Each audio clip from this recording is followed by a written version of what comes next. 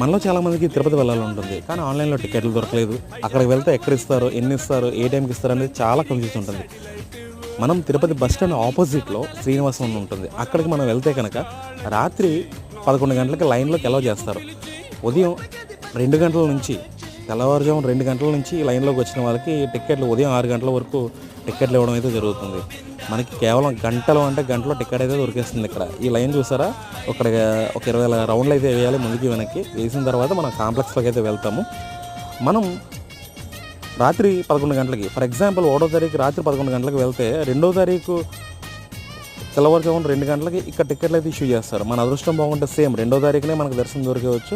Late అయితే కనుక 3వ తారీఖుకి దర్శనం అయితే ఇస్తారు. నేనైతే లేట్గా వెళ్ళాను. అంటే నేను ఉదయం 5 గంటలకు వెళ్ళి 5:40 కల్లా నేను టికెట్ చేతిలోకి వచ్చింది. కాకపోతే నాకు నెక్స్ట్ డేకి అయితే దర్శనం వచ్చింది. ఇక్కడ నుంచి హ్యాపీగా అయితే మనం వెళ్ళి స్వామివారి దర్శనం అయితే చేసుకున్నాం. వీడియో నచ్చితే లైక్ చేయండి.